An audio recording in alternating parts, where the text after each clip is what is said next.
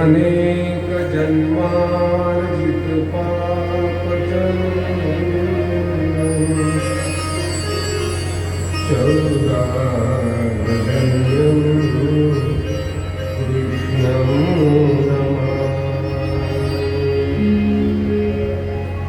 वसुदेव सुतं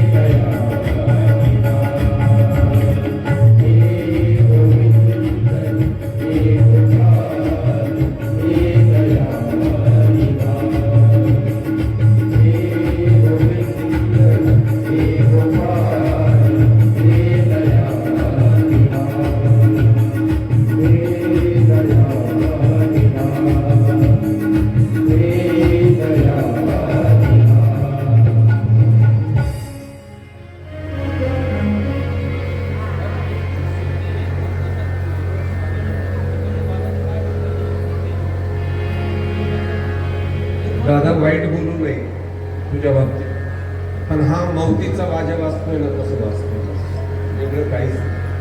आमच्याकडे मौतीला बाजा लावतात, कसं वाजतंय.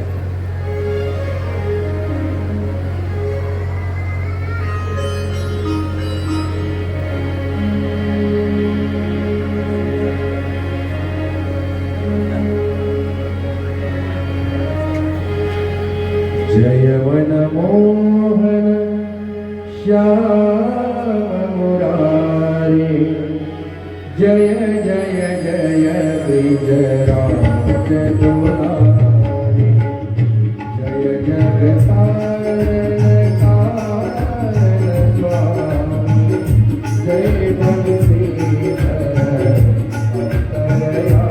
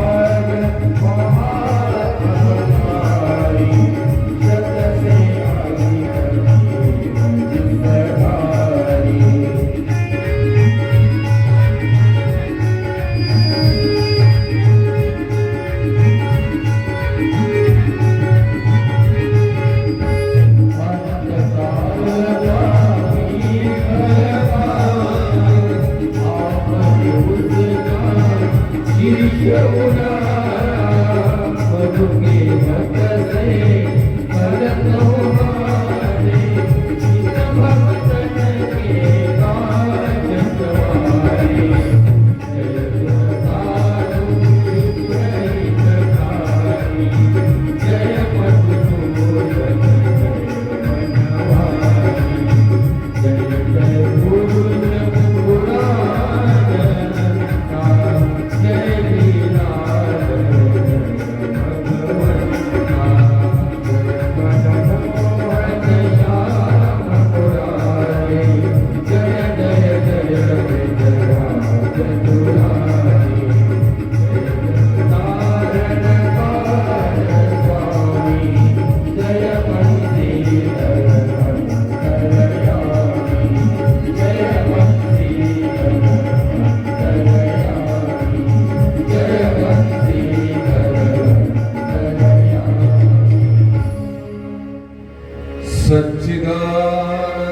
रूपा विश्वोत्पत्त्यादि हेतवे तापत्रय विनाशाय श्रीकृष्णाय वयं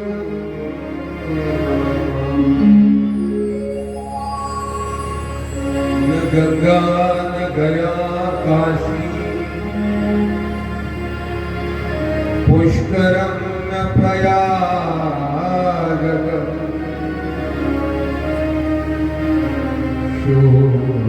शास्त्रकथायाश्च फलेन समता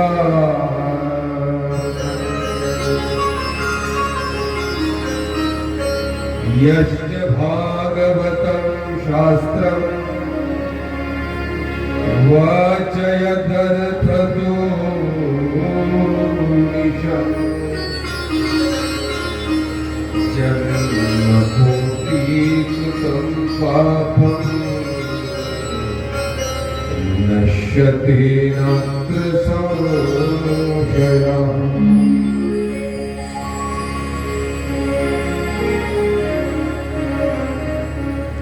दुर्लभैव कथालोके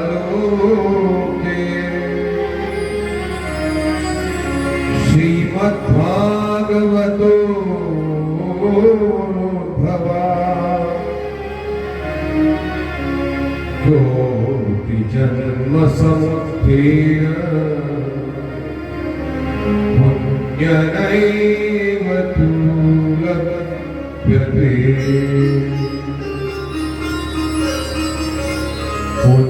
पुण्यनैव तु लभ्यते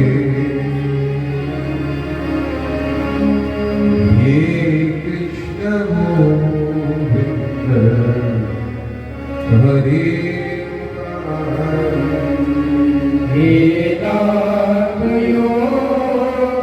वेदान्तयोगेश्वर वासुदेव हे कृष्ण गोविन्द हरे मुरारे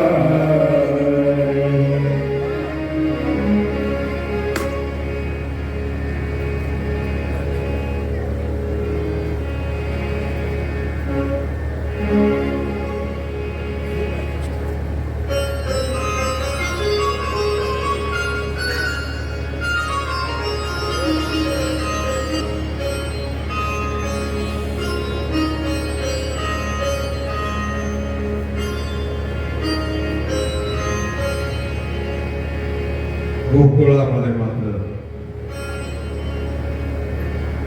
अनंत उत्सव सुरुवात झाला.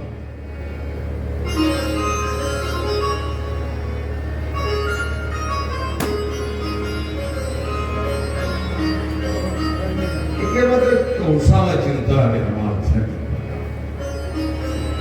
त्या आकाशातल्या गेलेल्या मुलीने जाता जाता किं मया हतया मंदः जात खलु तवान् कृपः यत्र गुहापूर्वः शत्रुर्मा हिंसि कृपणारभः. हे कंसा,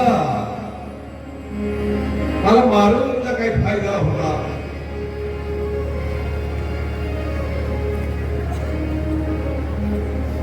तुझा शत्रू तुला मूर्ख बनवतो. अगदी कथीरचा गोकुळात निघून गेला, सुखरूप निघून गेला.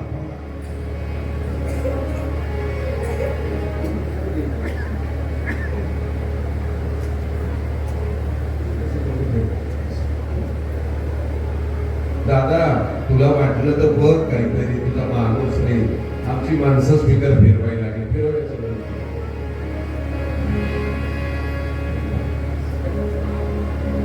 हे मागे सरकवत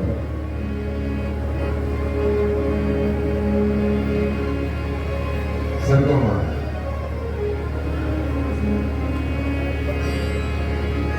हे कृष्ण गोविंद याचं कोण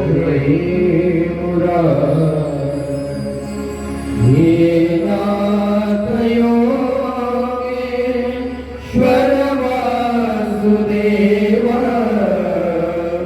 हे कृष्ण गोविंद हरे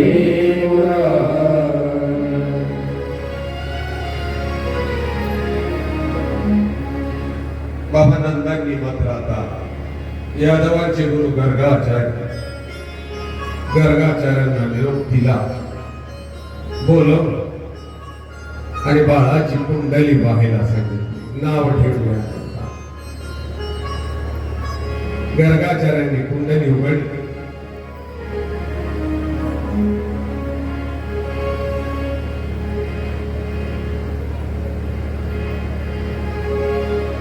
आकडे केली. बाबा नंदांकडे पाहिलं आणि सांगितलं, नंदजी बाळाचं नाव तरी काय ठेवणार? जो अनंत नामानं ओळखल्या जाणार, अनंत युग त्याची कीर्ती राहणार, अनंत जीवांचा तो उद्धार करणार, त्याचं नाव काय ठेवणार?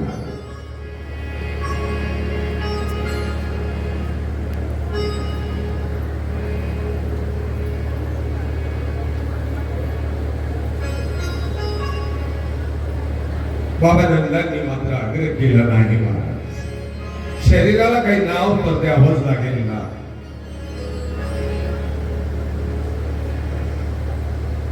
आणि गर्गाचार्यांनी आता नाव शोधायला सुरुवात.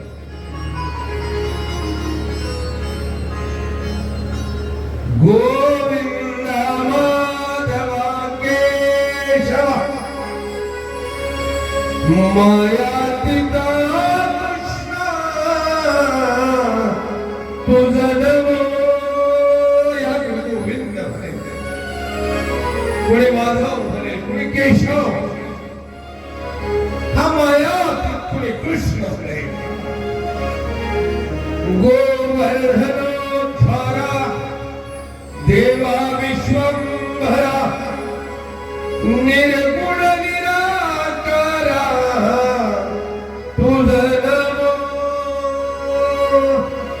गोवर्धनोद्धार कुणीतरी म्हणणार, याला विश्वंभर म्हणणार, हा निर्गुण, हा निराकार आकार काय गंमत आहे त्याची. न अवतारणारा अवतरित झालाय. बघा अजन्मा जन्माला काय गंमत आहे. हा त्याचा जन्माला येतही काय गमतीचा. कारागारी अंधकारी कृष्ण जन्मला अजन्मा जन्मादिया अजन्मा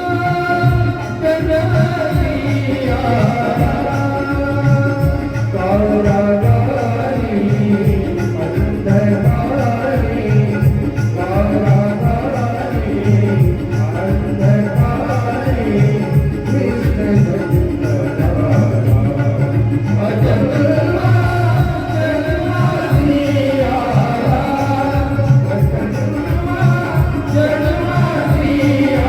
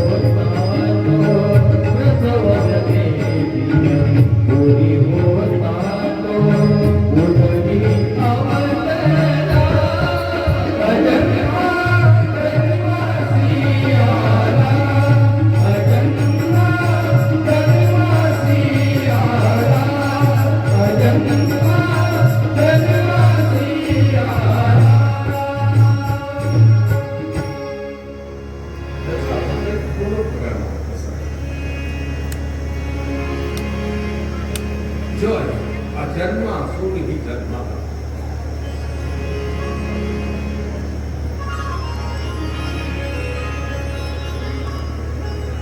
तो निर्गुण, तो निराळ, तो अव्यक्त, क्षेत्रज्ञ, अचिंत्य,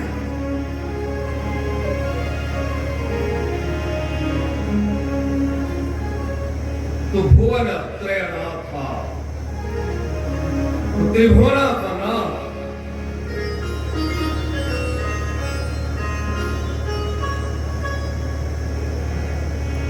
त्याच्यात अनंत ब्रह्मांड त्याच्या उदरात,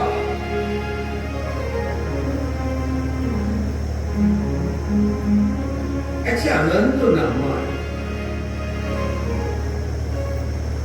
गर्गाचार्यांनी सांगितलं, नंदजी बाळाचं नाव कृष्ण असं ठेवलं, बाळाचं नाव कृष्ण ठेवलं. अख्या गोकुळात साखर पान वाटलं.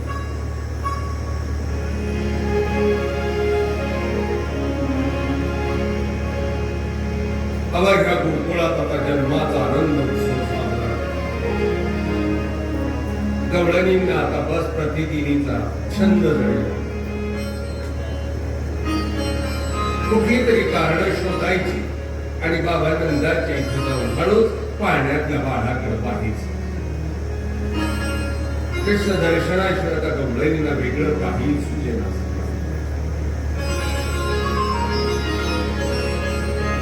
इकडे मात्र आता कंसानं दरबार होतो.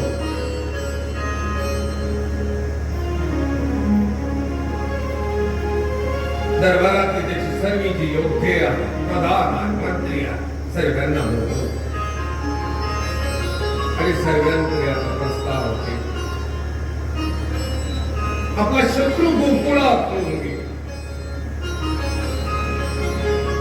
आणि त्याचा निपांत करण्याकरता आपल्याला आता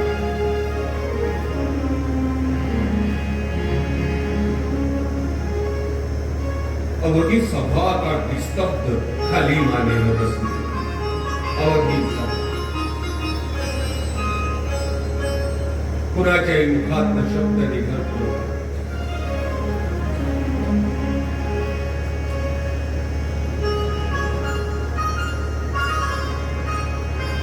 प्रत्येक जण आपल्या कपाळावर थांबतो.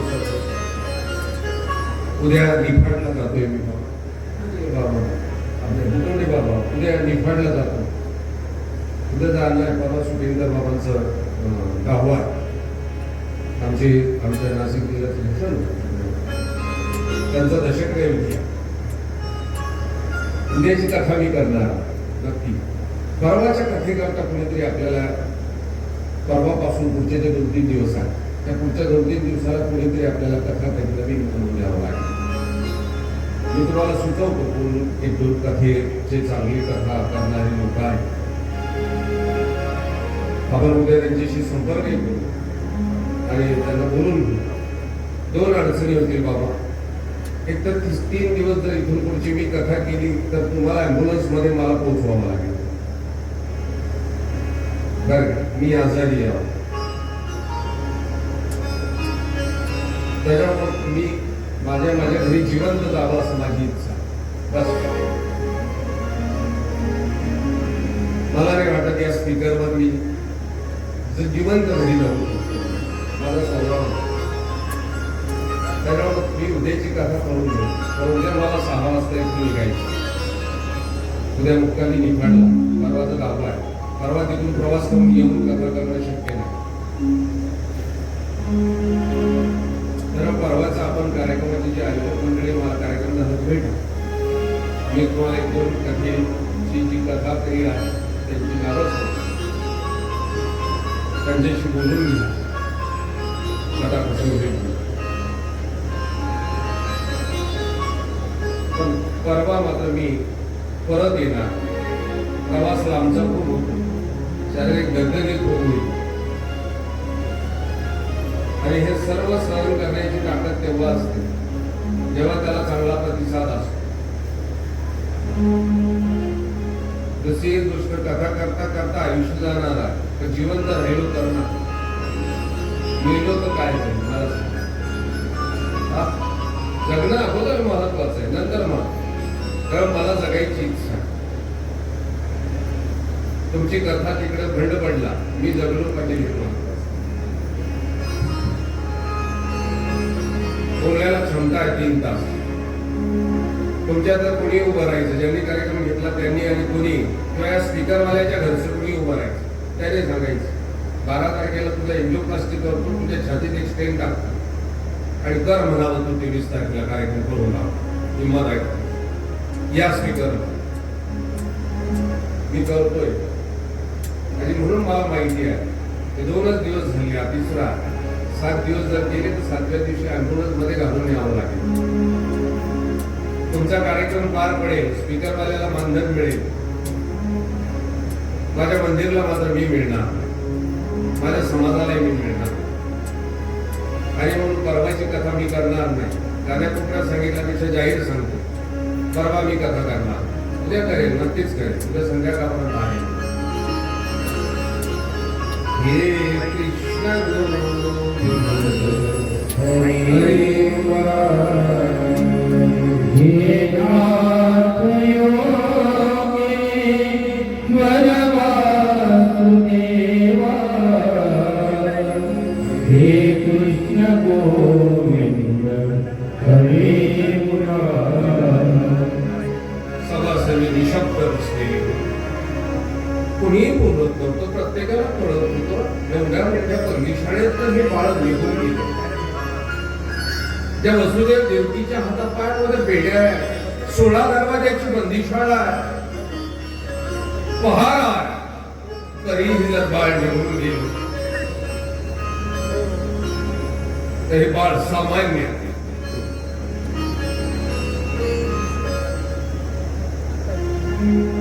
कंस मात्र कपाळावरचा घाम पुसत होता. कोपऱ्यात बसलेली ही पूतना कंसाकडे पाहत होती. भागवत कथा सांगते बघा. कंसेन प्रहिता घोरा पूतना बालघा, तिनी शिशुश्च चारं विघ्नन्ति पूरग्राम प्रजादिषु. ही पूतना ही आजूबाजूच्या परिसरात मुलं जन्माला आली, तिथे आकाशात उडायची, पाहायची, अलगद पोर उचलून खाऊन टाकायची. या पूतनेकडे महाराज कंसानं पाहिलं, तशी पूतना आता समोर आली. कंसाला सांगितलं, कंसा कसली काळजी करतो रे बा, मी आहे, तुझी मावशी माय मरो आणि पावशी जगो म्हटलंय. आत्ता जात्याने त्या बाळाला मारून टाकला. पैजेचा वेळा उचलला. भाग्यवान असं जन्म, भागवत कथा ऐकण्याचा लाभ मिळाला. योगी दादा, भागवत कथा ऐकण्याचा लाभ मिळाला. भाग्य लागतं कुठल्या तरी जन्मात, कुठला तरी योग लागतो, कुठली तरी क्रिया घडावी लागते. कृष्ण कथा आपल्याला ऐकायला मिळाली. सर्व जन्मात सर्व मिळत असते, सर्व मिळत नाही फक्त कृष्ण कथा ऐकायला. ज्यांना ती ऐकायला मिळते ना, समजायचं जन्माजन्माचं पुण्य पदरात पडले, फळ पावन झाले. काय योग साधना जन तुला लाभला, काय योग साधना जन तुला लाभला, कोण देव पावनार विचारा भजनास लागला रे, विचारा भजनास लागला रे, विचारा भजनास लागला रे.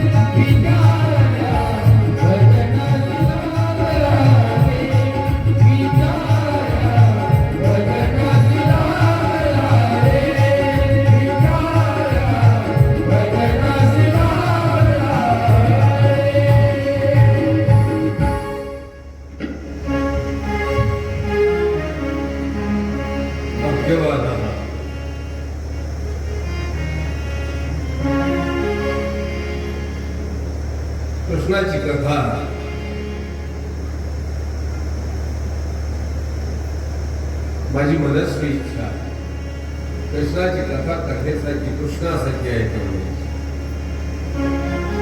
जी कथा ऐकली की जीवनाची व्यथा दूर होऊन जाते.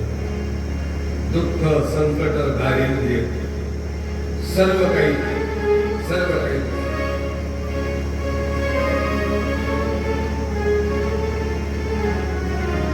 इसे श्रवण कर मिट जाती है हो, इसे श्रवण कर मिट जाती है जन्म जन्म की व्यथा. इसे श्रवण कर मिट जाती है जन्म जन्म की व्यथा. जय जय कृष्ण कथा, जय जय कृष्ण कथा, जय जय कृष्ण कथा, जय जय कृष्ण कथा. इसे श्रवण कर मिट जाती है इसे श्रवण कर मिट जाती है जन्म जन्म की व्यथा. इसे श्रवण कर मिट जाती है जन्म जन्म की व्यथा. जय जय कृष्ण कथा, जय जय कृष्ण कथा, जय जय कृष्ण कथा, जय जय कृष्ण कथा.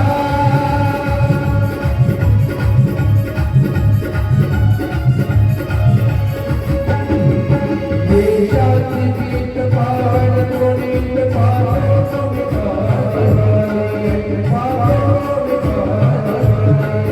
हरि हरि करा देवानी है.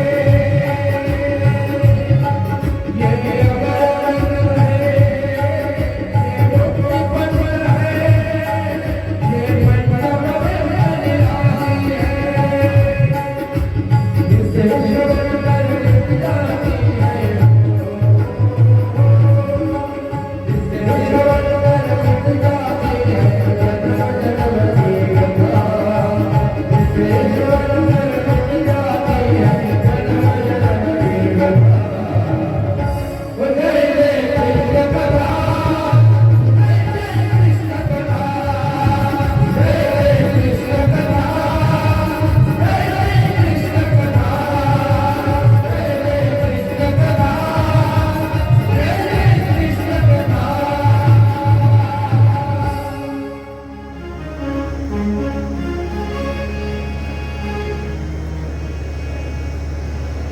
तिच्या श्रवण मात्रानं सुद्धा जीवनाचं कल्याण होतं, जीवनाचं दारिद्र्य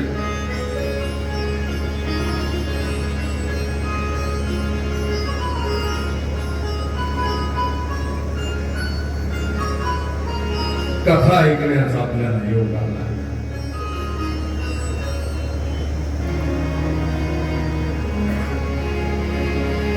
कंसाचा आणि कृष्णाची कथा ऐकताना एक वैशिष्ट्य लक्षात ठेवा.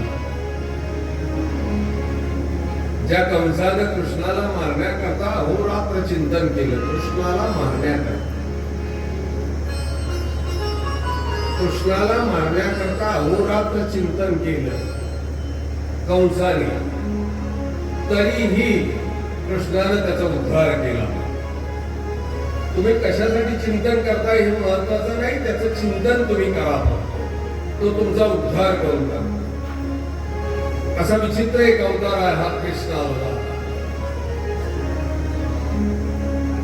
या अवताराची कथा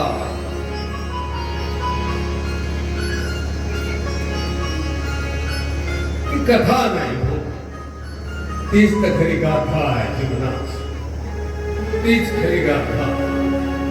कृष्ण गाथा एक गाणी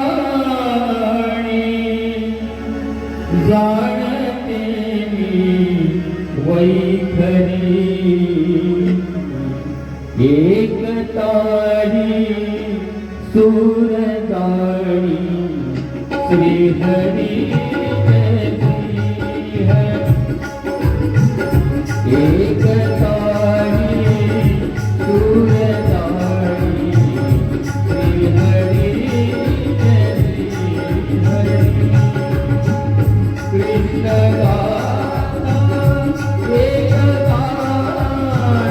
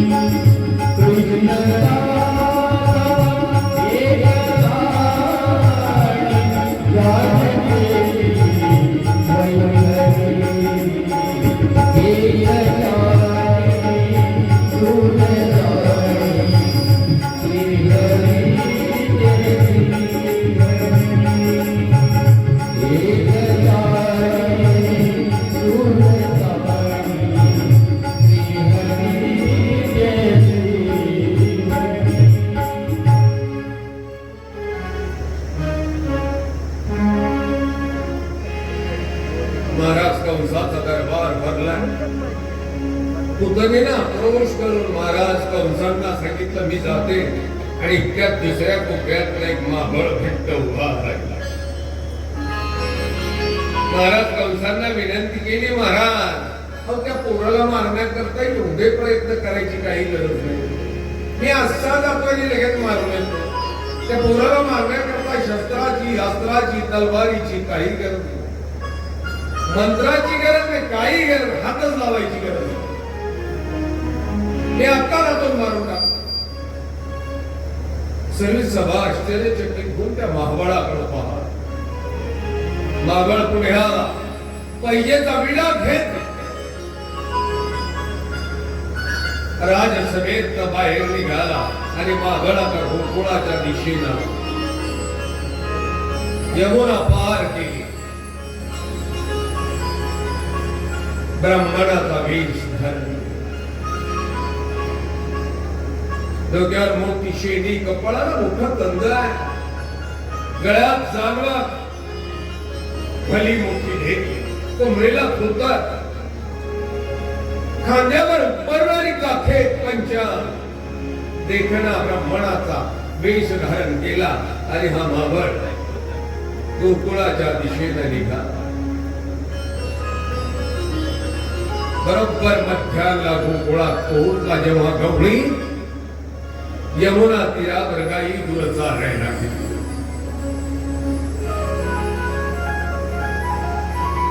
आवाज दिला,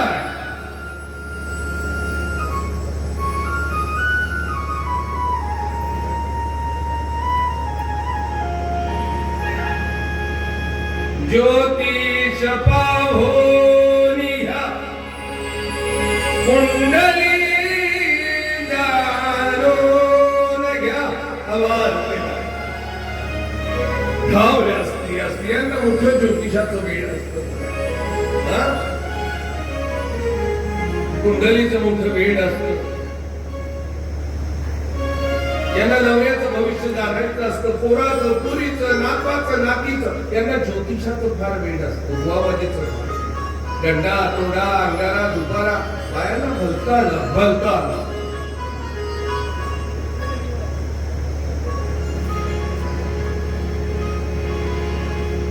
अशी एक बाई नाही की जी बुवाकडे गेली नाही अंगारा दुपारा. तर तिचा गेल्यानंतर तिथला प्रश्न एकच असतो, उत्तरे तिला एकच हवं असतं. एकच, तो भगत असो, बुवा असो, घुमाई असो, त्याच्या सगळ्याकडे प्रश्न एकच असतो आणि उत्तरे त्यांना तेवढंच हवं असतं. फक्त नवरा गोठीत कसा आहे बस. प्रत्येक बाबाचं औषध ते तेवढंच मागत असतं.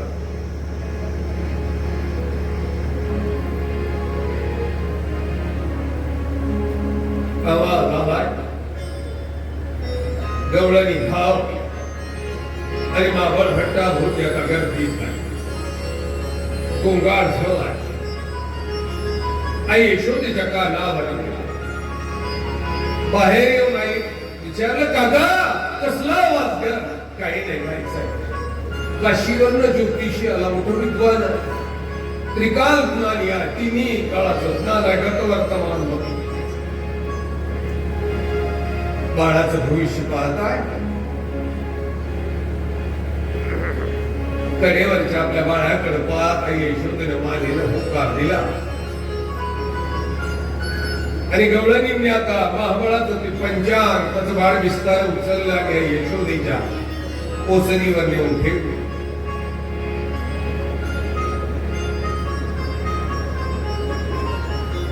चंदनाचा पाठ बसायला टाकला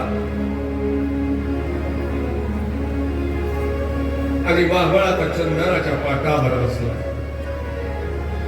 आईनं बाळ कन्हैयाला मांडीवर घेतला. आई समोर बसली आणि महाबळानं पंचांग काढलाय, कागद काढला, लेखणी काढली.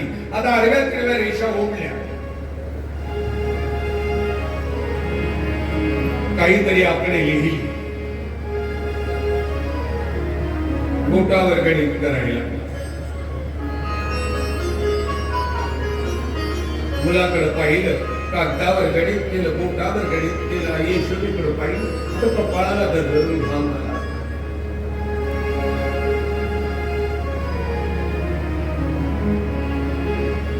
परत पंचांगात पाहिलं, परत आकडे मोड केली, काहीतरी बोटावर गणित करत होते. आई यशोदेकडं पाहिलं, बाळाकडं पाहिलं आणि चटकन आता ते पंचांग उलगडलं. कपडा लावला, काखेत घातला आणि फुतरात सोगा धरून आता मावळ उठला. गवळणी विचार करायला लागला, अरे बच्चीबो झालं काय? काही नाही गे यशोदे, तुझ्या मुलाचं भविष्य मी पाहणार नाही. झालंय काय? आता मी भविष्य सांगितलं ना, तू ऐकू शकणार नाही. तुझ्या बाळा ऐकेल मला, तुम्ही सांगाल ते.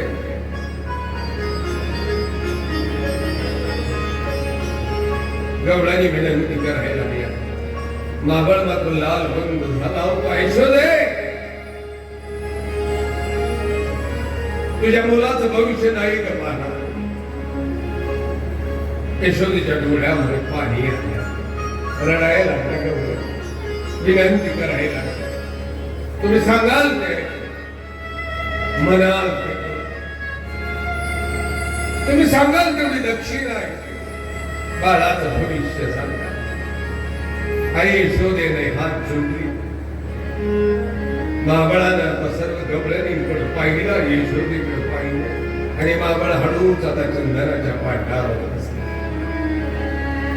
परत आता कागद काढलाय, पंचांग उघडलाय, आता लेखणी काढली आणि माबळ आता परत गणित करून मोजायला.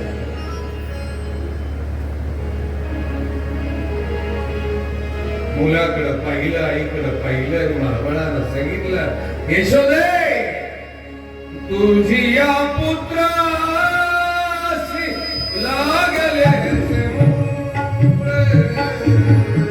तुझी या पुत्रासी लागले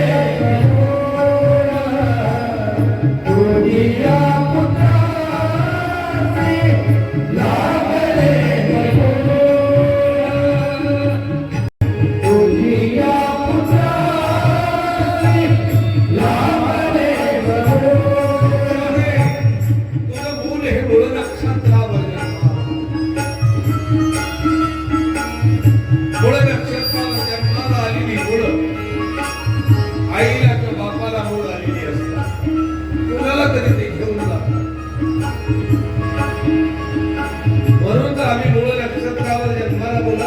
शांत्या करतो.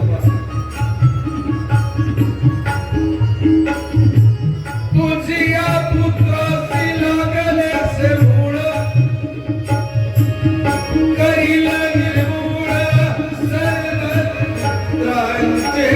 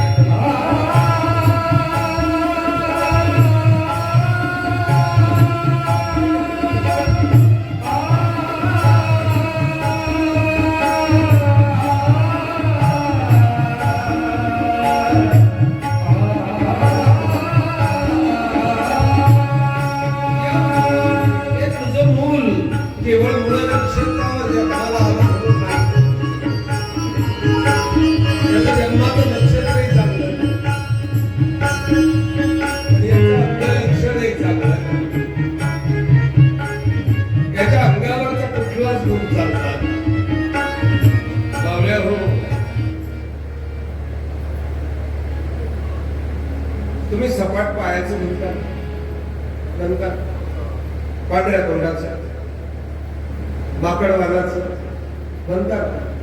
माकड तोंडाचं करंट म्हणतात. असंच महाबळानं सांगितले शोधे आपल्याला कथा फक्त संपवायची. अतिशय देखना पाठ आहे कथेचा. फक्त असा आहे हे सोबत घेतलं की माझ्याच्याने बोललं होईल. मी प्रयत्न करतो मला बोलता येईल नक्कीच त्रासाचा. तर मी तुम्हाला कथा सरळ सोपी पुढे नेऊन सांगणार.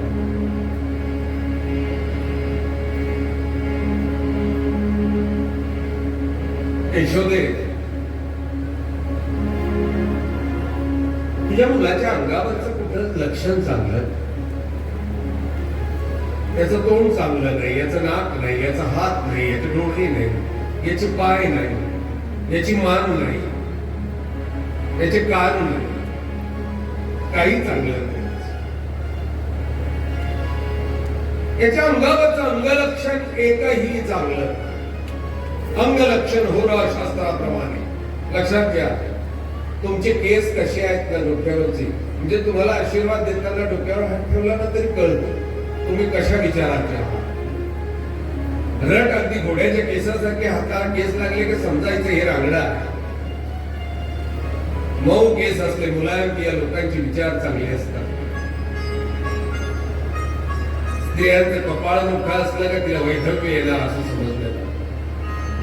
पुरुषाचं कपाळ मोठा असलं का भाग्यवान समजतात. पुरुषांना टक्कल पडतात हो, दोन बाजूने पडतात. एक पाठीमागून टक्कल पडतं, एक पुढून टक्कल. पुढून टक्कल ज्यांना पडतं ना ते भाग्यवान असतात आणि मागून टक्कलाला सुरुवात होते ना ते करंटे असतात.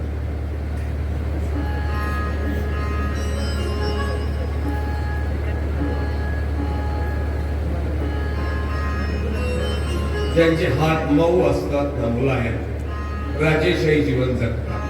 कवडीची कमाई करत नाहीत पण फुकट अगदी बसून मस्त खातात. ऐशारामात जगतात. ज्यांच्या हाताला घट्टे असतात आयुष्यभर कष्ट करून करून मरतात.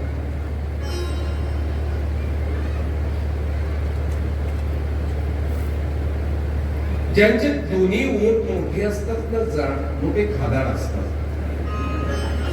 पंक्तीला बसल्यानंतर साऱ्याचे तुंडाच पाहून टाका. ओठ कोणाकोणाची मोठे मग त्यांच्या चपात्या किती खातात.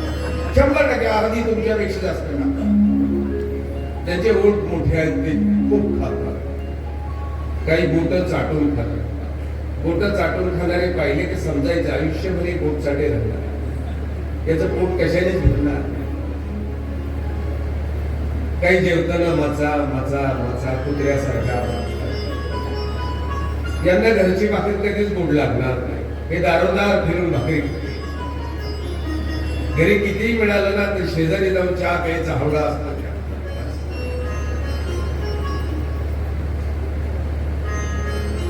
काहींची मान उंच असते, काहींची अपूर असते.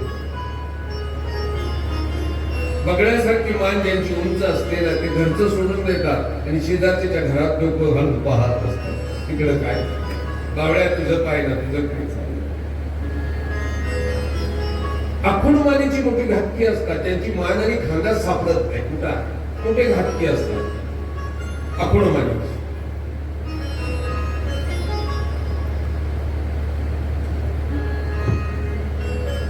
पूर्वी मुलगी पाहायला गेलं तर मुली तोंड पाहत नसायची. म्हातारी अगोदर जायची. पद्धतच बदलली आता. आता सगळ्यात पहिलं पोरग जातं बेट. पण ते स्वतः पोरगी पाहत नाही. स्वतः करता पोरगी ते पाहत नाही. 2-4 जण घेऊन जातात कधी त्यांना दाखवतो. मग ते सल्ला देतात चांगली ते बावड्या कोणाला करायची की नाही तुला काय करतो.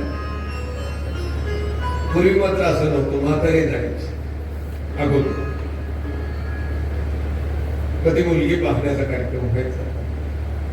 त्या म्हाताऱ्यांना काही गरज नसायची. त्या मुलीचं नाक कसं आहे, रंग कसा आहे, उंची कशी काही घेणं देत नसायचं अजिबात.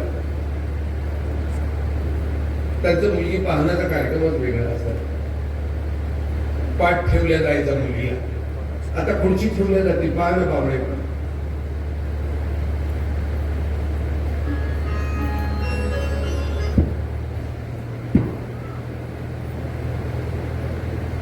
आतापासूनच तिला जर एवढी शिष्ट बसत बनवली ना की सासऱ्याकडे ती खुर्चीवर बसली. एका महिन्यात ती सासऱ्याच्या डोक्यावर बसल्याशिवाय राहत नाही. ध्यानात ठेवायचं. हा पोरगी तुमची जरी असली तरी ध्यानात ठेवायचं. हा पोरगी पाहायला आल्यावर जर पोरगी खुर्चीवर बसत असेल ना, समजायचं उद्या डोक्यावर बसणार.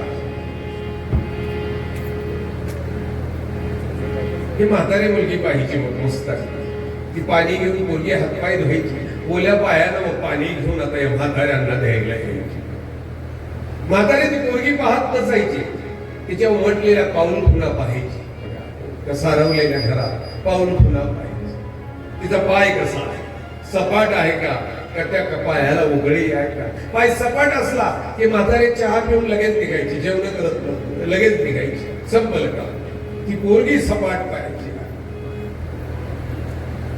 काहींच्या मुलीत काहींच्या पायाला शिवपुळी आहे, तर काहींची इकून तिकडे दिसतात. इकून तिकडे ज्यांची दिसते ना, लक्षात घ्या किती आणलं तरी टिकत नाही, पुरत नाही. बघा इकून आलं की इकडे जात उघडी पण बरंच झाली. काहींचे हात सपाट असतात, किती आलं तरी हातात टिकत नाही. काहींच्या हाताला मध्ये खोलगा असतो,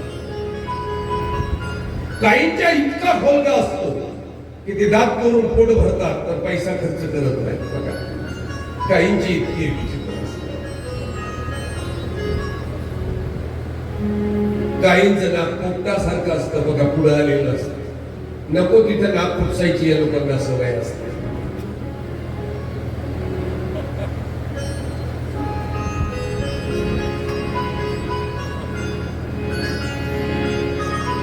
काही बोलताना अडखळत बोलतात, कातरत बोलतात. अंग लक्षण होगा आहे सज्जन, अंग लक्षण. काही टोप्या सरळ घालतात पाटील मंडळी, काही तुमच्या पाटील मंडळींना एकदम टोपी सरळ घालायचा नाद आहे, काहींना तिरपी घालायचा नाद आहे. तिरपी टोपी मोठी डेंजर असते, लक्षात. हा तिरपी टोपी पाहिली का घाबरायचा, खतरनाक प्रकार.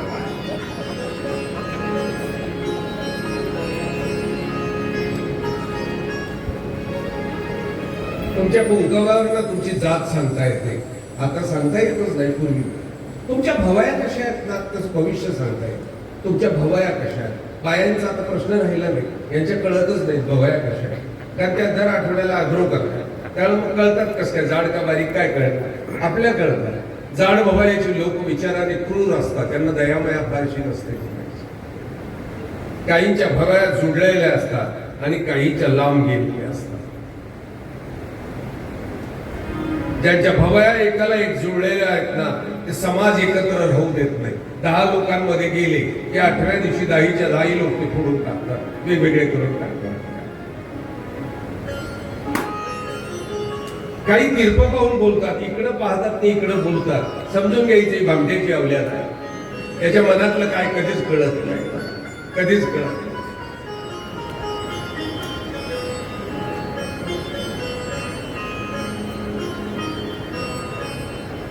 देशमुखाची बाई असा मोठा गोल कुंकू लावायची, रुपयासारखा कुंकू दिसला गोल गगरी की समजायचंय देशमुखाची बाई आहे. थोडा अंडाकृती थोडासा लांब दिसला की मग समजायची कुंभ्याची बाई आहे. असा आडवा इथं कुंकू दिसला एवढाच की समजायचं ही कुंभाराची बाई आहे. अर्धचंद्राकृती दिसला की समजायचं ही ब्राह्मणाची बाई आहे. असा कुंकू लावून असा खाली वाकला समजायचं वंजाऱ्याची बाई आहे. असा आडवा घेऊन वर इथं तोंड गेली की समजायचं माळ्याची बाई आहे. कुंकवावरनं जाप करायची. अजून एक कुंकू होता, तो वर असा गोल लावायची, जसा गोल असेल, आडवा असेल, अंडाकृती असेल, पण त्याच्या खाली सुद्धा एक कुंकू लावायची इथं. तुम्हाला माहिती आहे का का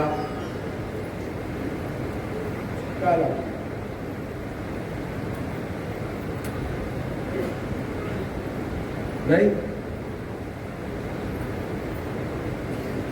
का लावतात आजी? नाही, असा एक कुंकू राहतो असा बघ, आणि परत इथं कुंकू लावतो. सर्व लावत नाही, काही लावतो. का बरं लावतात?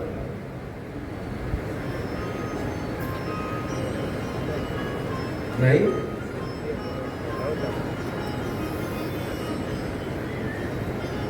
तुम्हाला माहिती आहे तुमचा काही संबंध नाही कुंकू लावायचा.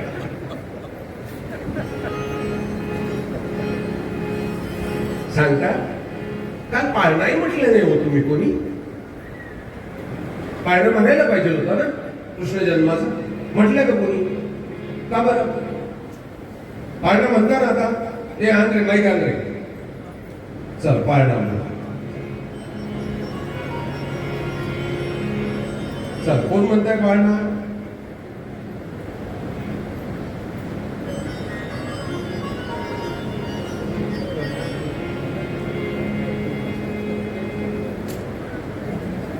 येतो पाळणं म्हणताय म्हणा त्याला.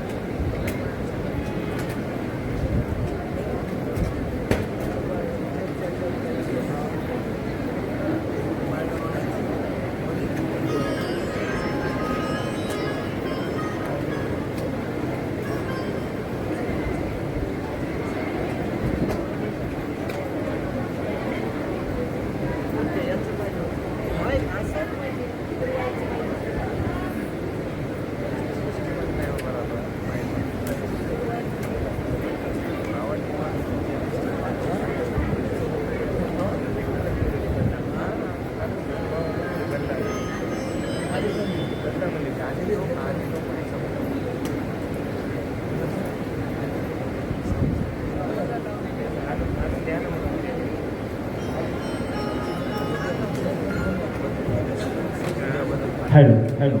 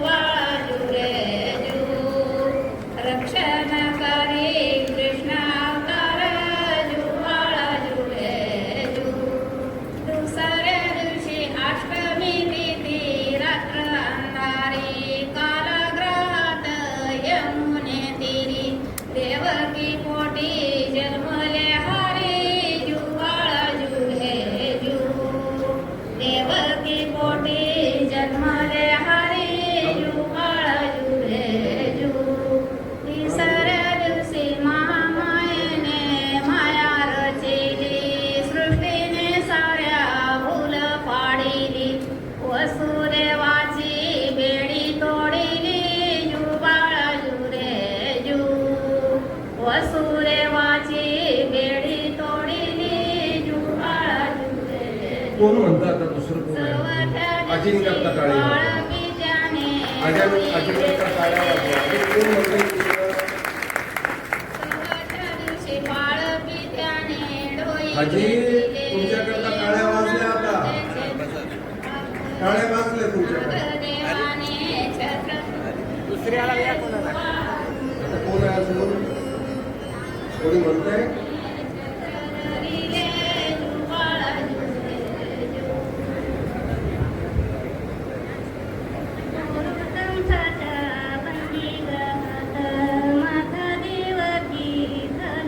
पहिल्या गावच्या बाया आहेत की बसून पाळणा म्हणून. मी महाराष्ट्रात फिरलो पण प्रत्येक ठिकाणी पाळणा म्हणताना माऊली उभी राहिली ठणकावून.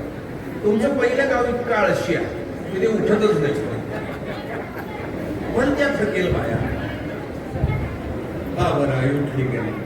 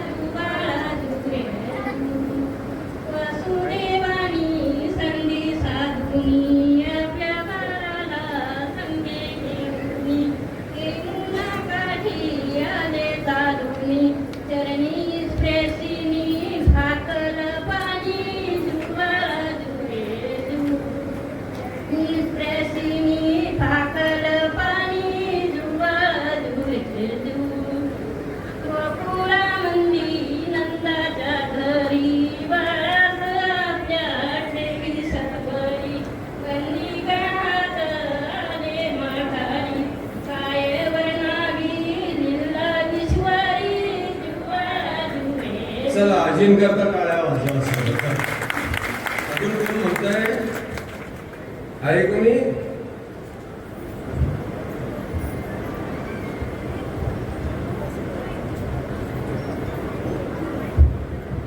झालं?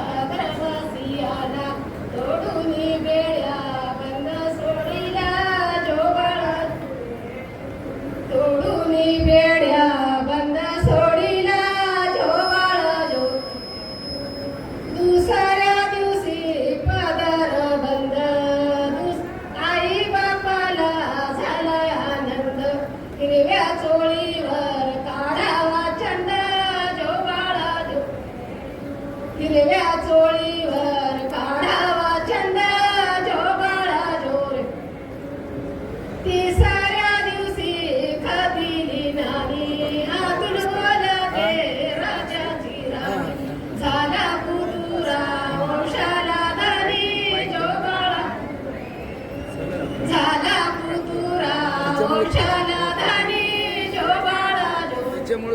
चला टाळ्या वाजवा.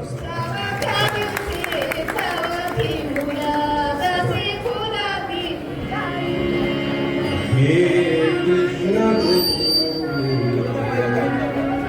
हे मुरारी, हे नाथ योगेश्वर वासुदेवा,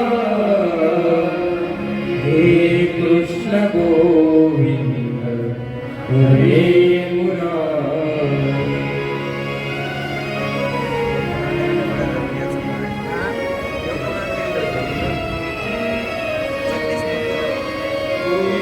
तुझिया पुत्रासी लागले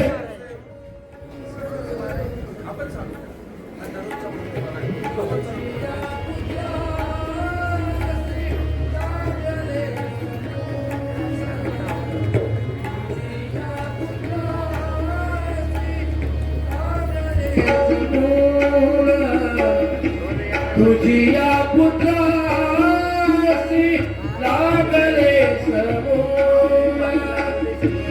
करिलानी सर्व आमचे, करिलानी सर्व आमचे. तुझिया पुत्रासी लागले समोर. तुझिया पुत्रासी लागले समोर.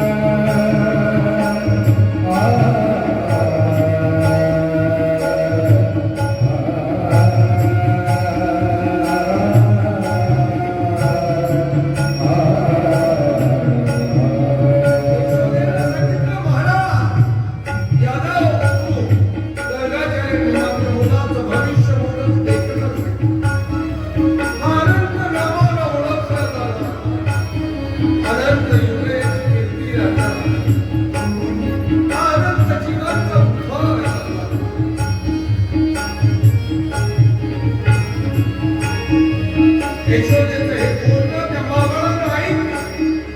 लाल कुंड झाला. त्याच्या तळपायाची आग मस्तकाला लागली. अमंगलवाणी पुनरुक्ती बोलीला गणगण ओचुकला गणितासी.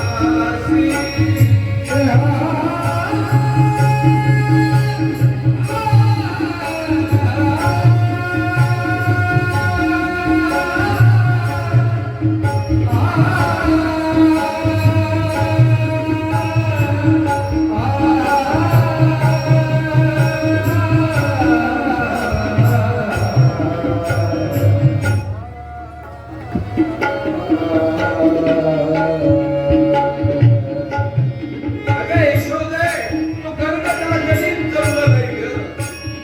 तो चुकलाय. हं? त्याला ज्योतिषाचं गणित जमलं नाही. आणि आता मात्र त्या कृष्ण भगवंताला राग आलाय. भागवत कथा सांगते या असुराच्या बोलण्यानं की अमंगळवाणी त्या गर्गाला कधीच जमलं नाही.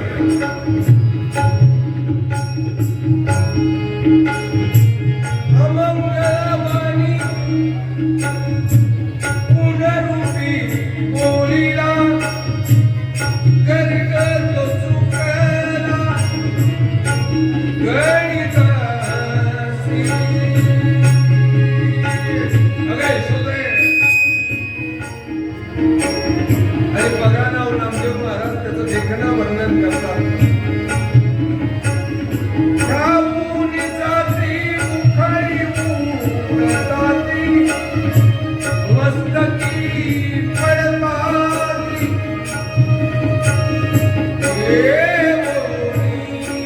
देवोनिया. त्या ब्राह्मणाच्या मुखातलं त्या महाबळाच्या तोंडातली ही गोष्ट ऐकली तसं मग घरातले आता पाटील वरवंटे वगैरे पळाले. मुसळही होतोय. सगळ्यांना राग आला की आपल्या कृष्णाला हा वाईट म्हणतोय हा महाबळ. आणि म्हणून ही धावतच सुटली. दगडांना राग आला, लाकडाला राग आला, लोखंडाला राग आला. आपल्या कृष्णाचं नाव घेतलं. मग लक्षात घ्या, तुम्हा मला येत नाही. तुम्हाला आला राग कधी कृष्णाला वाईट म्हटलं म्हणून? पाटील मंडळी, तुम्हाला येतो राग कधी? आजच्या कथेचे 3-13 झाली तरी तुम्हाला राग आला कोणाला? आला? दगडांमध्ये आपल्यामध्ये हा बदल. या जागेवर जर दगड बसलेले असते ना तर दगडांनी एकाच वेळेला आक्रमण केलं असतं. त्याच्यावर देव माणसांमध्ये अवतरित होत नाही. लक्षात ठेवा, देव दगडांमध्ये राहणं पसंत करतो. त्याला माहिती दगड हे प्रामाणिक आहे. माणसं प्रामाणिक आहे. माणसं कथेची वाट पाहत नाही. माणसं शेवटच्या पंक्तीची वाट पाहतात आणि दगड चिरायू होण्याची वाट पाहतात. आणि म्हणून दगडांकरता मंदिरं बांधल्या गेली, माणसांकरता नाही. लक्षात घ्या, मंदिर दगडांकरता बांधली. ज्ञानोबांच्या दगडाला पाठ लावून ज्ञानेश्वरी लिहिली ना, त्या एका दगडाकरता मंदिर बांधल्या गेलं. एका दगडाकरता काहीच केलं नाही त्या दगडाने, फक्त पाठीला आधार दिला. दगडाकरता मंदिर बांधलंय. घरातल्या सर्व दगडांना राग आला, लाकडाला राग आला, लोखंडाला राग आला. धावून जाती उखळे उडताती, ही सर्व एकाच वेळेला निघाली. धाव आक्रमण केलं आता महाबळावर. मस्तकी पडिताती येऊनिया. सर्वांनी डोक्यात येऊन मारायला सुरुवात केली. पाटे वरवंटे वसुमात्रा लागी.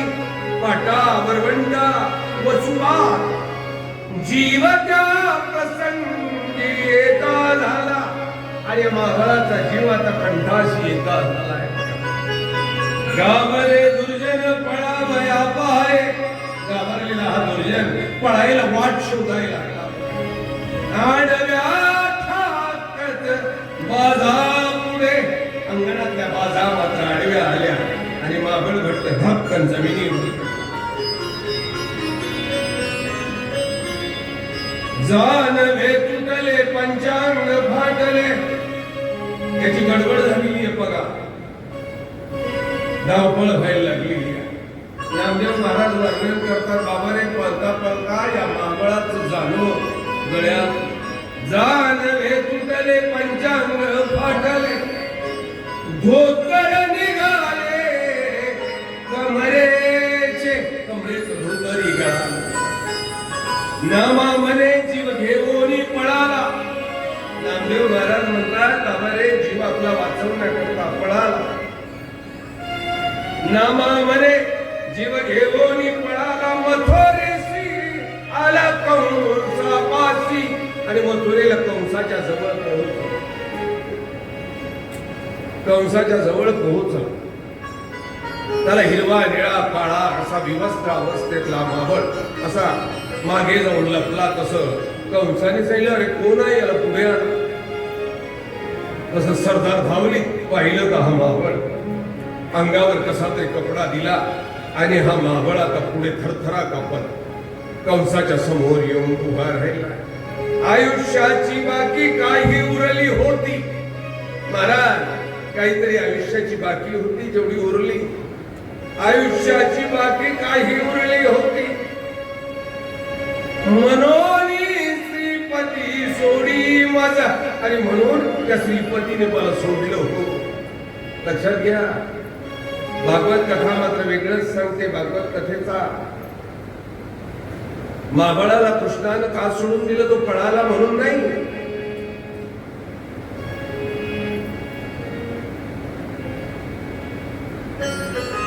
भागवत कथा सांगते, नाटकी का होईना त्या मावळानं ब्राह्मणाचा वेश धारण केलेला. नाटकी का होईना, कृष्णाला मारण्याकरता, हा लक्षात घ्या, कृष्णाला मारण्याकरता ब्राह्मणाचं रूप धारण केलं नाटकी. तरीही कन्हैयानं सांगितलं मला ब्रह्महत्या करायची. नाटकी का होईना ब्राह्मणाचा वेश धारण केला होता म्हणून कन्हैयानं त्या महाबळाला सोडून दिला. मायबाप हो, एक लक्षात ठेवा, भागवत कथा ऐकताना जर नाटकी रूप धारण केलेल्या महाबळाला कृष्ण सोडून देतो, का मारलं तर म्हणे मला ब्रह्महत्येचं पातक लागेल असं कृष्ण म्हणतो.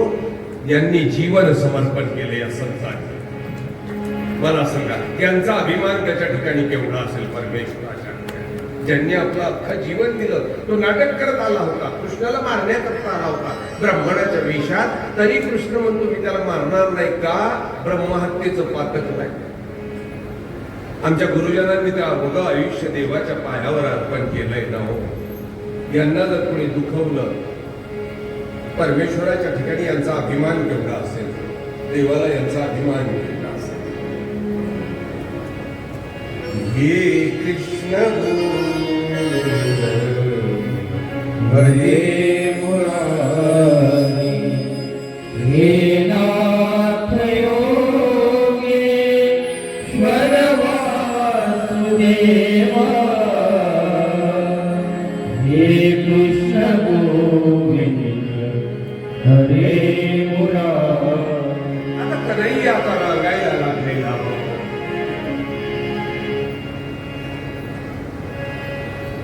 आणि एक दिवस सकाळी सकाळी आई यशोधर कन्हैयाला नाऊ घातलं, केस बांधली, ओसरीवर आणून बसवला. आज मात्र कन्हैयानं ठरवलं होतं आज आईला काम करू द्यायचं नाही. आईनं त्याला ठेवला, आई वळाली. माझ घरात सकाळचं काम उरत नाही करता कन्हैयानं पाहिलं आणि कन्हैया रांगत आता अंगणाच्या दिशेनं निघाला. आईनं पाहिलं, तुझं आई परत आली, परत उचललं कन्हैयाला, ओसरीवर बसवलं. आई वळाली तसं कन्हैया परत निघाला. बराच वेळ झाला आई रागावली. आई राहिलं, कान्हा काम करू देत नाहीस ना, थांब तुला बांधून टाकते. घरात ना दोर आणला, कन्हैयाच्या पोटाभोवती गुंडाळला, गाठ मारली आणि आई यशोदा आता शोधायला लागली याला कुठं बांधून. कोपऱ्यामध्ये उखळ बसलेलं होतं बघा, मोठ्या ऐटीत बसतात उखळ. तुमच्या घरात आहेत का उखळ? तुमच्या घरात उखळं नाही, मुसळं आहेत बस.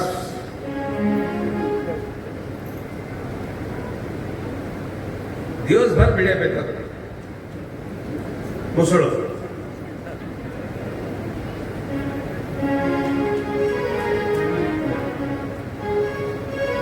मोठा आयटीत बसायचो कोपऱ्यात. त्याची स्वतंत्र जागा होती. हा, वासघरामध्ये उकळाची जागा होती. आईनं सारवलं ना घर तरी त्याच्या भोवती रांगोळी घालावं लागायची. बा मस्त पांढऱ्या मातीचा तो पोचारा केला का आई त्याच्या भोवती गोल फिरवायची. त्याच्यावर कोणी बसायचं नाही, त्याला कोणी पाय लावायचा नाही. पाय लागला तरी पाया पडायचे त्या उखळाच्या. त्याच्या तोंडावर आई कपडा ठेवायची, तिथं कचरा जाऊ नये म्हणून कपडा ठेवायचे.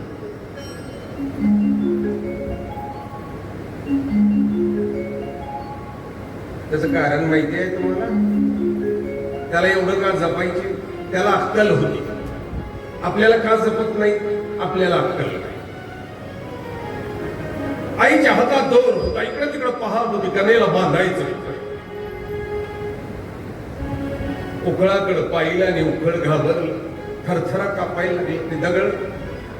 कन्हैयाकडे पाहिलं, त्या उखळानं झालं कान्हा आपल्या दोघांचं काही लफडं नाही, आपलं काही भांडण नाही, ते तुझं नाहीच आहे, ते पाय गो आता झंझट नको आणू माझ्याकडे. आईनं मात्र कन्हैयाकडे पाहिलं, कान्हा बांधते तुला आता त्या उखळा. आणि आई आता कन्हैयाला उखळाला बांधाय. उखळानं आईच्या हाताच्या खालून पाहिलं कन्हैयाकडं. मी कन्हैयाला कान्होबा काळजी करू नका, काळजी करू नका, मी एकदम हलका होतो कापसासारखा, तुम्ही पुढे चला, मी टुणू मागणं येतो, काही काळजी करू नका. आईनं बांधलं. आई सांगितलं कान्हा बस बस. आणि आई माझघरात कामाला निघाली. कन्हैयानं उखळाकडे पाहिलं आणि कन्हैया रांगायला लागला. त्या उखळाला अक्कल ना हो. ते उखळ आता कन्हैयाच्या मागे कापसासारखं मऊ होऊन चालायला लागलं. उमऱ्यावरनं कन्हैया बरोबर बाहेर गेला. मागे पाहिलं तसं हे उखळ टुणकन उठलं, बाहेर जाऊन बसलं.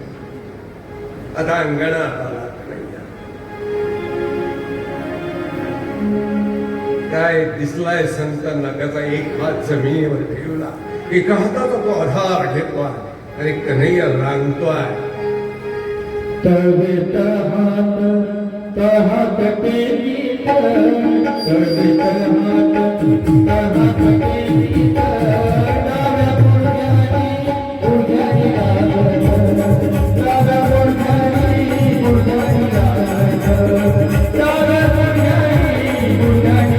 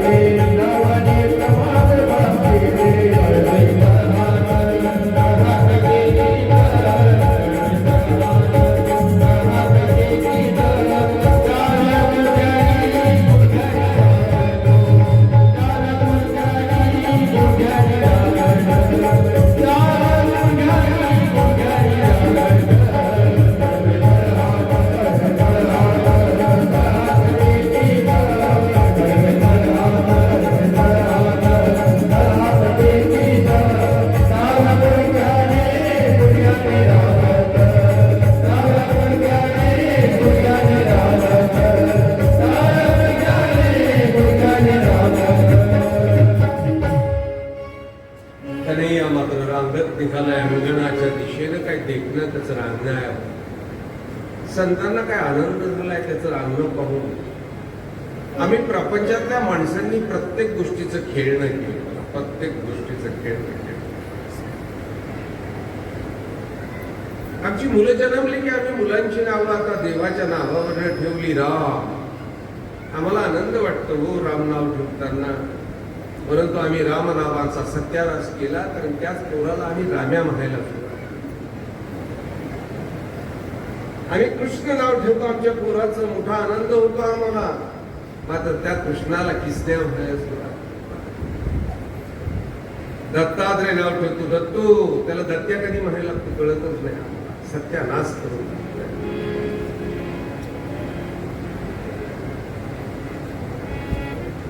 कन्हैयाचं रांगणं मात्र संतांनी पाहिलं, काय देखणं होतं. आम्ही मात्र कन्हैयाचं रांगणं उचललं आणि संसारात नेऊन बसवलं.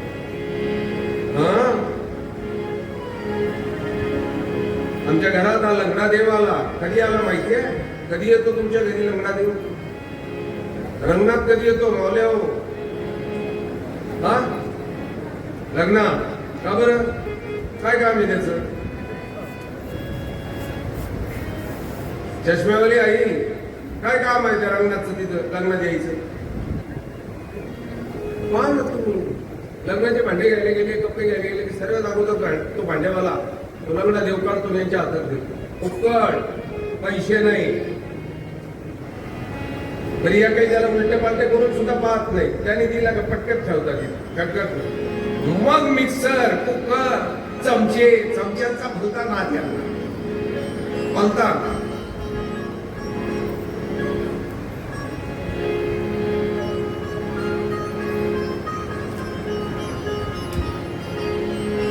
ग्लास वाटे पहा ना, एक एक बाई 10 वेळेला त्याला उलट करून पाहत असते त्या चमच्याला.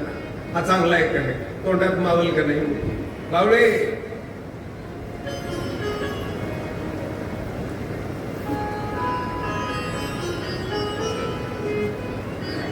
काय कारण आहे कसं त्या भांड्यांमध्ये त्या लंगड्या देवाचं, त्या रंगणाचं?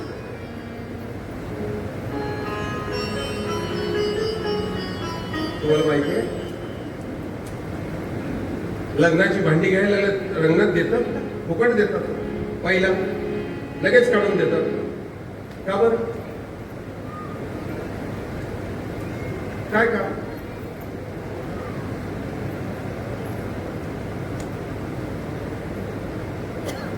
आजी काय चर्चा करते? आजीच्या लग्नात दिला होता वाटतं रंग, दिला होता ना? का बरं? काय काम काय?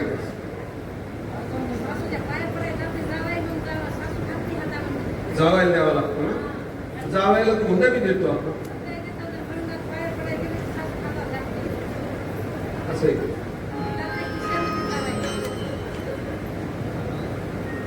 जावाई नेतो का घरी? नेतो त्याला? नेतो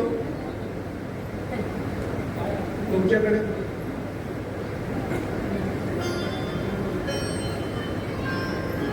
कोणताही म्हणतं बोलतात माझ्यावर. काय करावं बाबा? तुमच्या बाबाचा परिवार नव्या बाबा, जुन्या बाबाचा, जुन्या बाबाच्या आज कोणताही म्हणतं बोलतात. जावयाला त्या रंगणात काहीच घेणं देणं नाही. तिथे रंगणाकडे पाहतच नाही, ते बलतीकडेच पाहत राहतात. त्याला भलतच नाहीच आहे, तुझ्या रंगणाकडे पाहतही नाही, डुंकून बी पाहत नाही. तुला रंगणात द्यायची भलती काही झाली?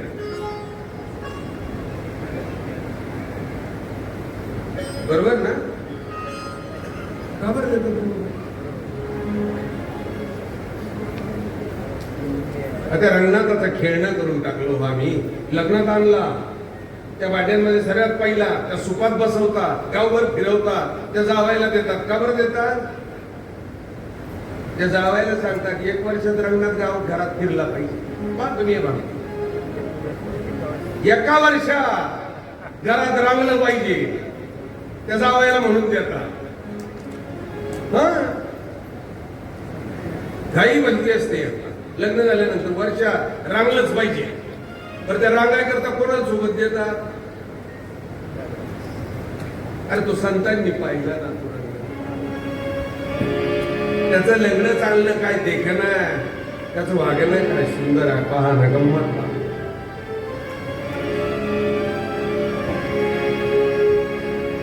लंगडा गे लंगडा, लंगडा रे लंगडा, देव एक पायाने लंगडा, लंगडा रे लंगडा, लंगडा रे लंगडा, देव एक पायाने लंगडा.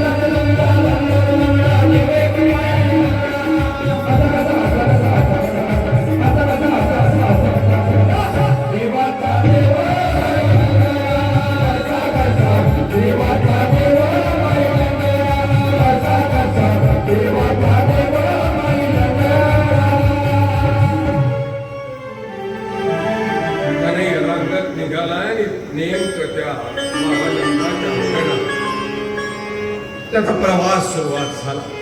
तुमचं आणि आमचं जगणं काय हे आपल्याला कळत नाही.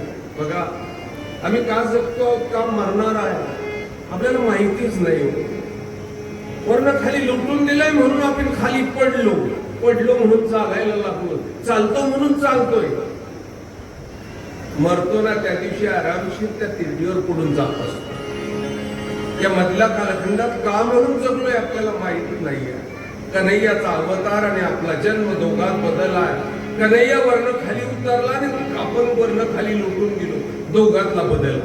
तो ठरवून उतरला, 7 जन्म अगोदर उतरला. अहो नाही हो, एका युगाच्या अगोदर वरदान दिलं.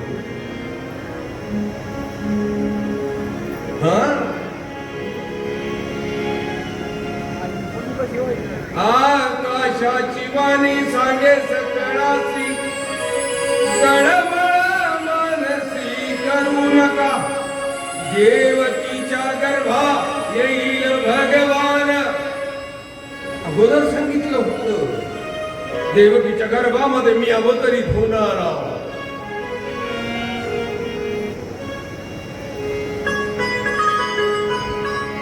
प्रवास सुरुवात झाला. कन्हैयाचा रांगत रांगत मागणं ती उखळ चालला. अंगणात मात्र विमलार्जुन नावाची 2 वृक्ष उभी. कुबेराची पोहर विमलार्जुन, कुबेराची संपत्ती, तारुण्य, मस्त याद. अनेक दिवस दुपारच्या वेळेला मद्य प्यायली, स्त्रियांना सोबत घेतलं आणि जलाशयामध्ये तलावामध्ये विवस्त्र अवस्थेत भरतून तुफाय. आता जलक्रीडा करायला. नशात मद्याची चढत होती आणि विकाराची जवळ होऊन बेधुंद झालेली होती. आणि नेमकं त्याच वेळेला नारद मुनींचं गमन तिथं चाललं होतं. नारायण आवाज ऐकला. मुलांनी नारद मुनींना पाहिलं आणि मुलं मोठ्याने हसायला, चेष्टा करायला लागले. मुलांचं ते हसणं आणि चेष्टा करणं मात्र नारद मुनींना संताप आला. तुम्ही कुबेराची पोहरा, धनसंपत्तीचा मालक आहे तुमचा बाप. तुम्ही कसं वागायचं, श्रीमंताच्या पोरांनी कसं वागायचं. नारद मुनीला राग आला आणि नारद मुनी माघारी आले. त्या पोरांजवळ थांबले. त्या पोरांना सांगितलं, का रे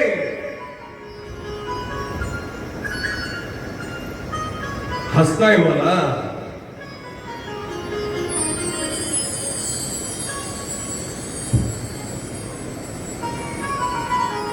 संपत्तीची मस्ती आली आहे तुम्हाला.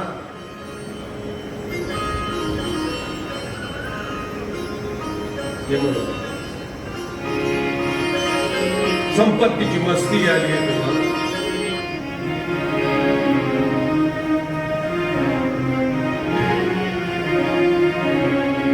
कुबेराचे पुत्र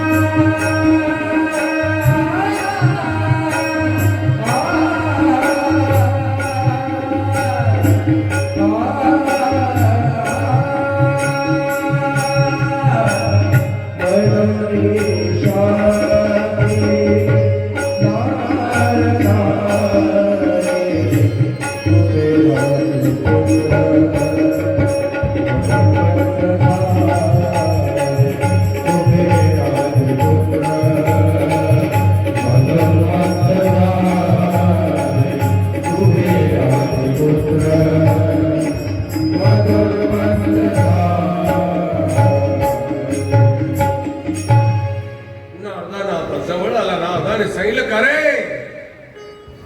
हसताय मला तुम्ही शाप देतो तुला वाल तुम्ही वृक्ष ऐकून सावध नारदाने शाप दिला 1000 वृक्षाच्या योनीत जाऊन पडा 1000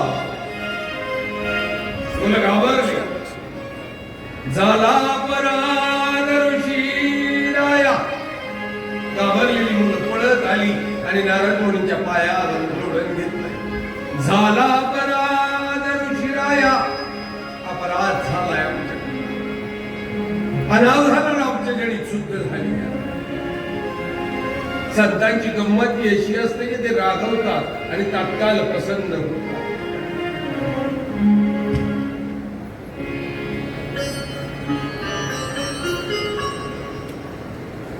नारद मुनी प्रसन्न झाले आणि प्रसन्न झालेल्या नारद मुनींनी या पोरांना सांगितलं बाबा रे संन्यासीच्या मुखातला शब्द निघाला की तो परत येत नाही तो परत येणार मी तुम्हाला आशीर्वाद देतो विमलार्जुन वृक्ष भाल गोकुळा तुम्ही गोकुळामध्ये विमलार्जुन वृक्षाच्या रूपाने जन्माला आहे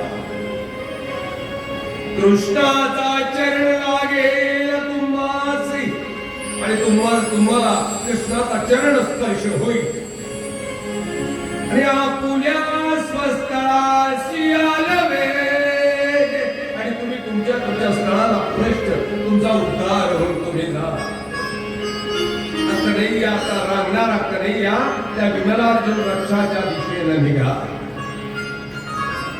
बरोबर त्या 2 वृक्षांच्या मधनं छोट्याशा जागेत कृष्ण निघून गेला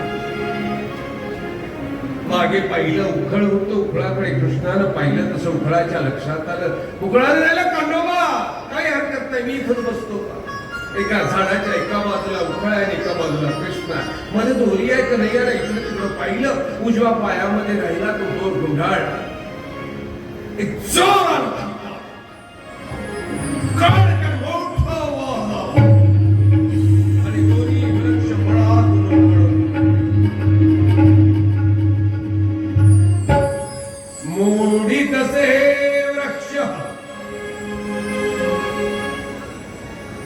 आणि नामदेव महाराज सांगतात दोघे निघताची दिव्य पुरुष म्हणजे दारात 2 असे दिव्य पुरुष बाहेर त्या परमात्म्याची स्तुती करायला लागली नामा मने करिताची स्तुती पापे जग होती ऐकताची परमात्म्याची स्तुती करायला लागली या पापांचा नाश होतो जी स्तुती परमेश्वराची जर तुम्ही केली ना तर तुमच्याही पापाचा नाश या विमलार्जुन वृक्षाचा उद्धार करून टाकलाय उद्धार इकडे मात्र कंसाचा दरबार भरलेला आणि कंस चिंता करतो आहे गेलेला मावळ मार खाऊन आलाय आपला वैरी मोठा होतोय परत सभा भरली आहे सभेपुढे प्रस्ताव ठेवला आणि पुतना उभी राहिली सांगितलं कंसा आणि मी म्हणाले होते रे मी जाते म्हणून कंसानं पुतनेकडे पाहिलं तसं पुतना आली आता पैजेचा विडा उचल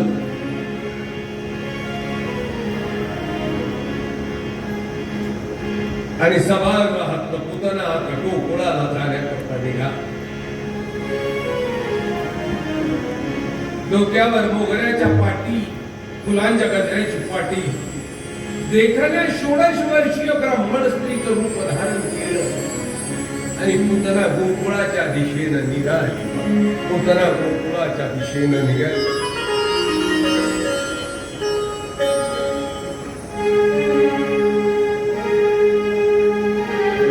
लगा के गजरा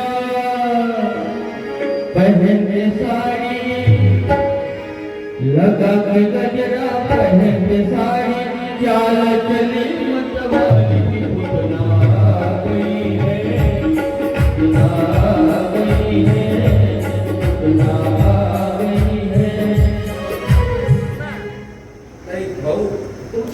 गरज नव्हती. हे सगळे नाटकं करण्याकरता आम्ही समर्थ. तुम्ही द्यायचं ते द्या ना हो. हा स्पीकर चांगला दिला असताना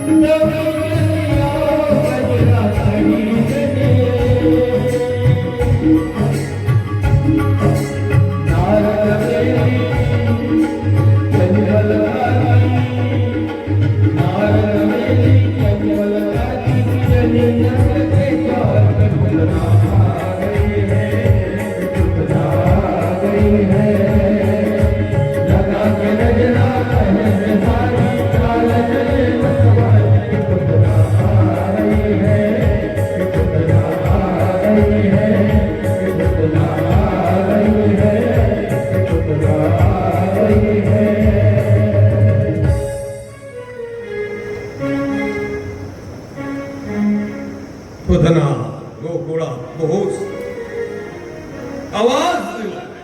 गजरे घ्या हो गजरे. तशा गवळणी जमा झाल्या, पुतनेच्या भोवती जमा झाल्या. मध्यभागी पुतना बसली आणि गवळणी आता तिच्या सभोवत आली. गजरे पाहण्याकरता बसली. गोंगाट सुरुवात झाला. स्त्रियांचा आई यशोदेच्या कानावर गेला तसा आई यशोदेने आवाज दिला. कसला गोंधळ ग.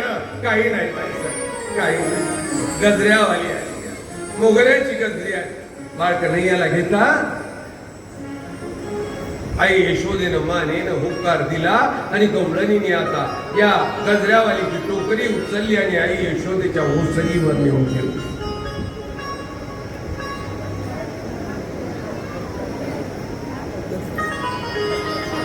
बाल कन्हैया करता गजरे पाहायला सुरुवात झाली. तसं कन्हैया आता आईच्या मांडीवर उतरून पुतनेच्या दिशेनं निघाला. आईने उचललं मांडीवर, परत उचललं, परत घेतला. 2-4 वेळा आणि आता कन्हैयानं रडायला सुरुवात केली. आक्रोश मांडलाय. आता कुणाचा ऐकेन असा झालाय. आई यशोदेने उभं राहून त्याला खेळवण्याचा प्रयत्न केला. गवळणींनी घेऊन पाहिलं तरी कन्हैया मात्र थांबत नव्हता. आक्रोश, नाकातोंडात पाणी वाहायला लागलं.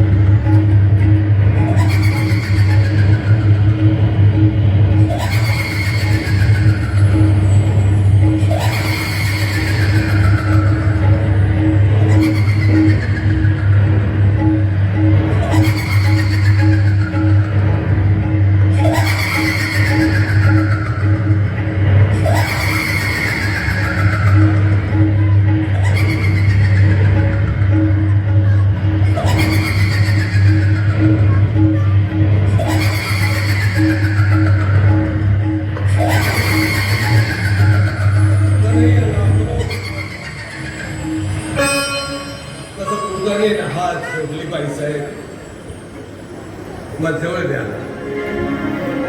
आई यशोदा मात्र पुतनेवर राघव वरे पुतनेवर राघव चंडाळणे कुठल्या गावाची कुठल्या जातीची आणि कुशाल माझ्या बाळाला मागतेस का ग बस कर तसं कन्हैयाला मोठा आक्रोश केला कंठात प्राण निघून जाईल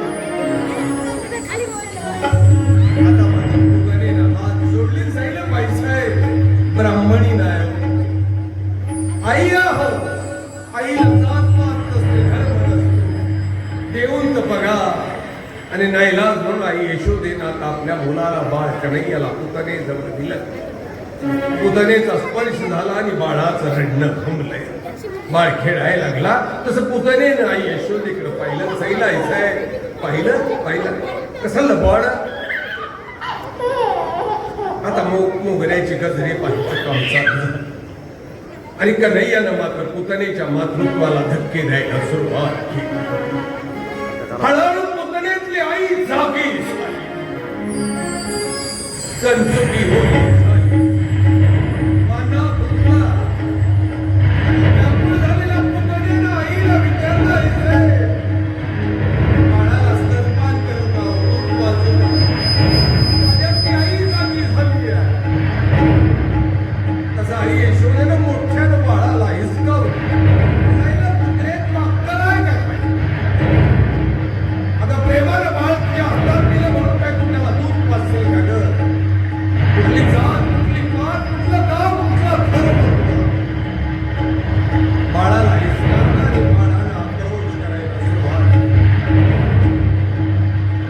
ब्रह्मांड डोक्यावर घेतलं कन्हैयानं आक्रोश करत होता कुठल्याही क्षणी आता कंठाचं प्राण निघून जाईल कन्हैयाच्या असं वाटत होतं नाका तोंडातनं पाणी येत होतं लालबुंद चेहरा झालेला होता व्याकुळ झाल्या गवळणी प्रत्येक जण समजावत होत्या परमेश्वराची आराधना करत होत्या आणि आता पुन्हा परत उभी राहिली हात जोडले उभी राहिली आणि हात जोडले देऊन तर बघावं देऊन आई आता मांडी घालून मस्त बसली बाळाला पदराड घेतलं आणि बाळाला पुतरात स्तनपान कन्हैयानं स्तनागरावर असलेलं दूध प्राशन दुधाच्या पाठीमागे विष होतं तेही कन्हैयानं प्राशन केलं आता विषाच्या पाठीमागे रक्त होतं मात्र कन्हैया रक्त पिपास कन्हैयानं रक्त पिलेलं नाही कन्हैया आता तिची प्राण कळा शोषण करायला तिची प्राण कळा शोषण करायला आणि तशा वेदना व्हायला लागल्या आता पुन्हा कन्हैयाला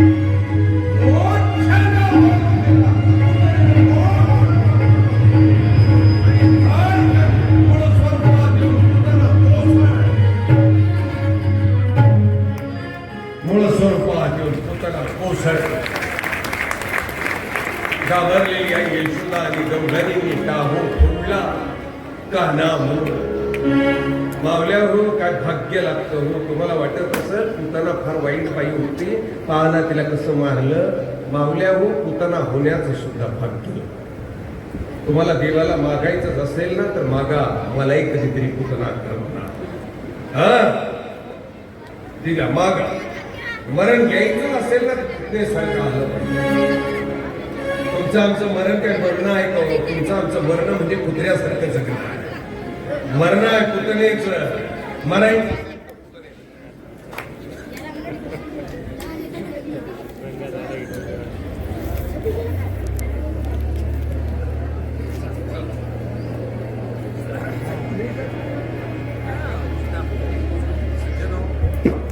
कथेचा भाग म्हणजे आपण ऐकूया पुन्हा एक पहिला विनंती करतो माहिती आहे उद्या मी आपल्याला उद्या कथा संपून मला जायचं आहे काही आपली इथली काही कार्यकर्ती मंडळी आहेत बाबा आहेत ते दोन्ही लोक आहेत माझे स्नेही खेडकर बाबाई मला आपण माझ्याकडे या म्हणजे मी परवा तुम्हाला पैसे एक चांगला साक्षात्कार देतो ॲड्रेस करून घेईन. उद्या मात्र मी संध्याकाळी 6 वाजता